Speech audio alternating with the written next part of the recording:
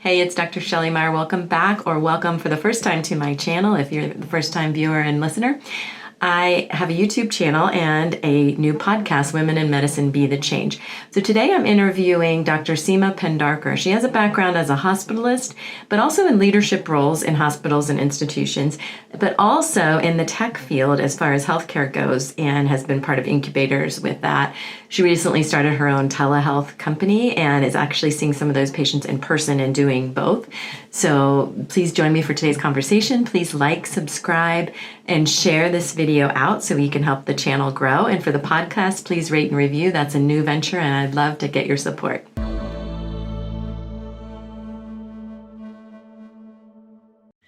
Hello, and welcome to the Dr. Shelley Meyer YouTube channel and the Women in Medicine Be the Change podcast. I'm so happy to have Dr. Sima Pendharkar here, and we are going to talk about all the different things she's done in her career and touch on burnout a little bit and her experiences in leadership and what she's doing now.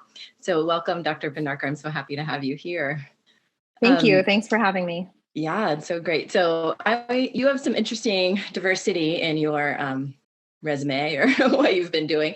So tell me a little bit about the leadership positions in the past, kind of what you had there, because we do talk a lot about burnout. And, you know, when you and I talked before, there were some interesting experiences you had, and then kind of what led you to that shift that you've done and the variety that you've had in your career.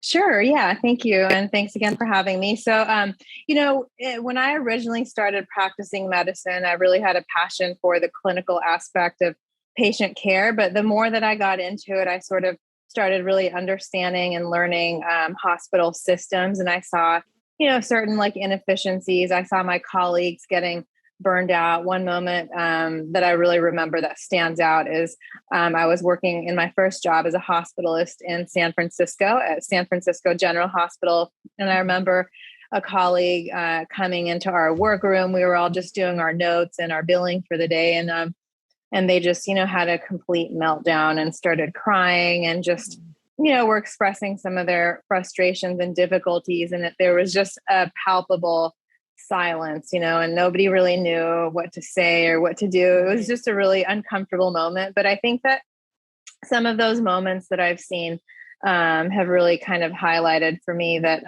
maybe there's an opportunity here if I pursue the pathway of leadership to kind of really help my colleagues to create systems that are a little more compassionate, a little more empathetic towards physicians. And so for the last 5 years, I have been doing some different leadership roles. I was chief of hospital medicine for one system where I oversaw about 80 to 90 physicians. And then I've done some other roles as medical director. So I do think that those opportunities did give me, a little window into understanding what I could do to help people and to make working conditions a little better for people. Yeah. And what did you see in that leadership role? Did you see any difference between the men and the women in as physicians in your leadership role? So I think that, the best way that I could answer that would be in terms of differences between men and women. Yeah. I definitely noticed that a lot of times, the women do tend to have other roles at home that they're trying to take on. So being parents, being mothers, and juggling that with a busy career, I think is tough. And so I did really try to kind of, I would say, advocate for, women in that way. And again, create, some structures that would support those things. But, I think that one of the challenges in being in larger organizations is that you may have some innovative ideas, you may have some insights, but again, being in such large organizations sometimes can be a challenge to sort of push your message through. And so again, I think for me, I have sort of embraced the pathway of entrepreneurship a little more, because I think that if I, build my own practice and have my own model, I can really wholeheartedly back up what I'm saying and sort of put my money where my mouth is, or maybe it's the other way around. But I can Right. I can really create working systems that are fair for people that really do promise to deliver sort of the best in patient care. So. Yes. And isn't that what we all want? That's why we became doctors. We wanted to provide that good patient care. We never thought about how many patients we could see, or like, let's get it done. Right. And let's see 30 in a day to be more productive. That's not ever, I've never met a physician that was their goal after, finishing residency at medical school. So then you kind of bounced. Well, you still stayed in some leadership roles and, but then did some other things with technology. Tell us a little bit about that. What was the second part? With technology, technology. Yes.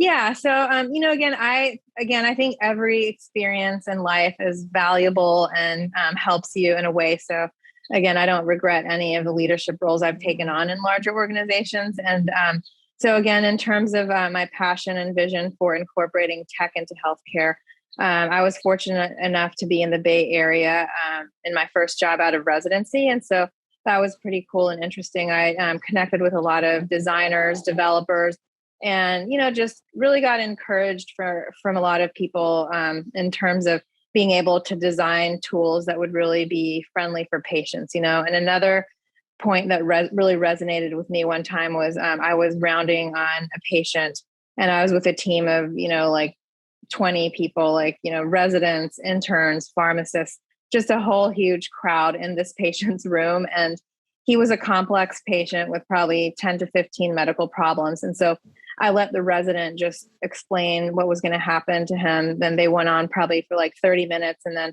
I just interrupted them and I asked the patient, I said, so what's your understanding about your current medical condition, your care plan? And he just looked at me and put his hands up in the air and so I think that that's actually pretty common that when people are rounding, they like to listen to themselves talk, they like to use big words, and then the patient sort of gets left by the wayside as everybody else is trying to impress each other or cite literature and all those kinds of things.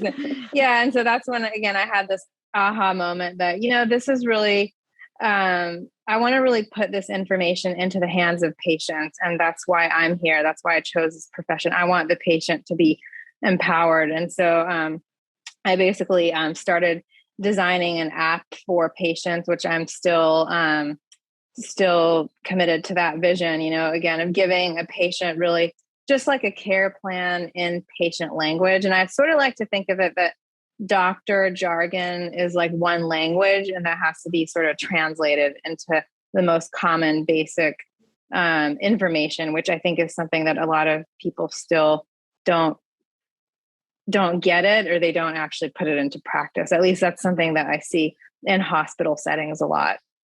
Yeah, definitely in hospital. I mean, I don't work I've never really worked in hospitals other than residency, but in my private practice, patients will come from the hospital and not have any idea what they were told about their condition or what happened, or maybe just not even get, like you talked about, people over, like maybe a resident over talking with the medical jargon, but under talking is a big problem.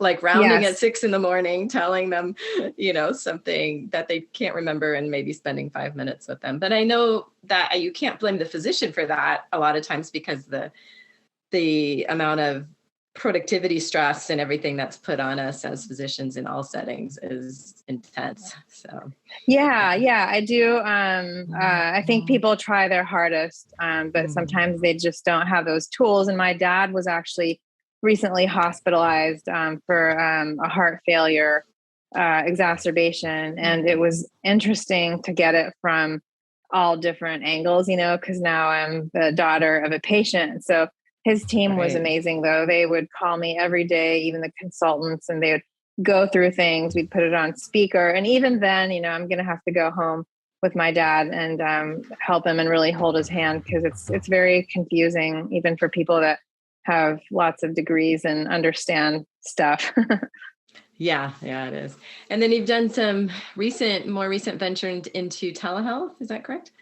I have. Yeah. I think that during the pandemic, there was really sort of an opportunity to help patients. And I can't say that I ever had like the goal of doing telemedicine, but it's one of those things where you just sometimes can, see where the opportunities are, see where your skill set might, be in need and help other people. So I found that to be sort of actually enjoyable and fun. And I held my first in in-person office hours actually a couple of weeks ago in Brooklyn Heights. And so I saw a couple of the patients that I typically see through telemedicine, because again, I want to be able to really provide a complete experience for people and see them in person too. So that was really fun. Okay, so it's both. You're seeing them in person Yes. and telehealth. Oh, that's really cool. Yeah.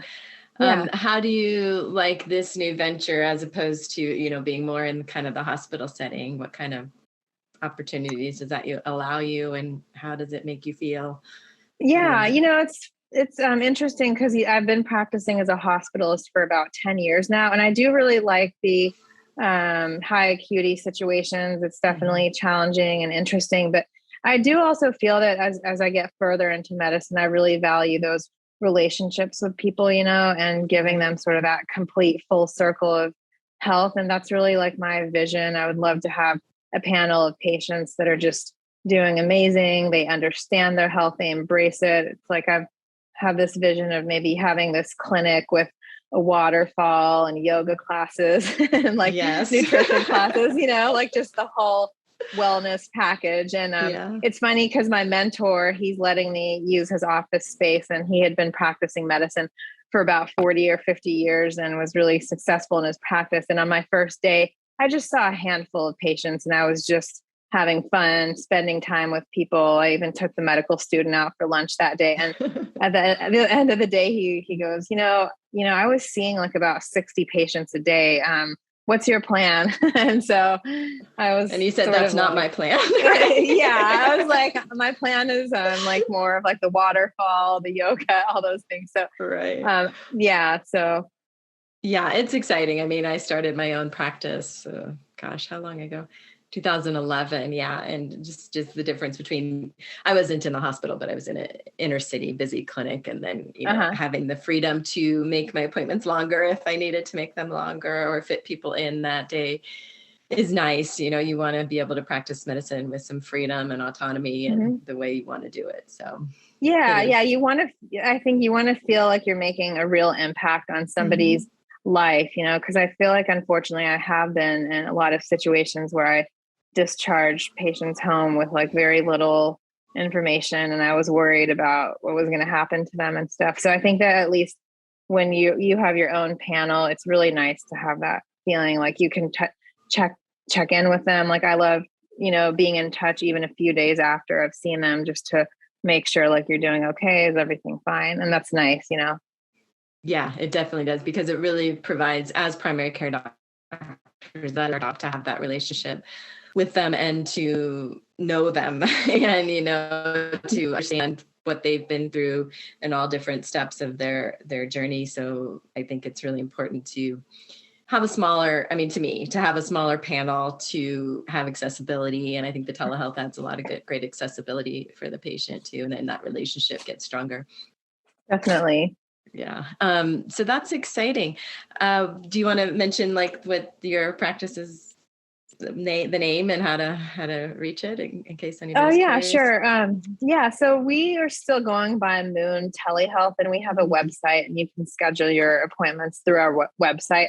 Maybe we'll do rebranding at some point, because it's a combination of telemedicine and in-person care as well. So, but yeah, it's definitely very exciting to have something of your own and have a vision that you can follow and stick to.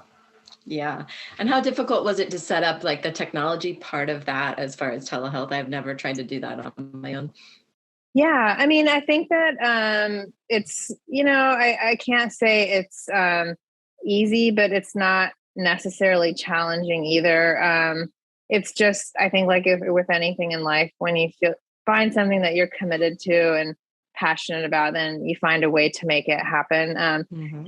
Interestingly enough, my development team is based in Ukraine. And so fortunately so that's been challenging.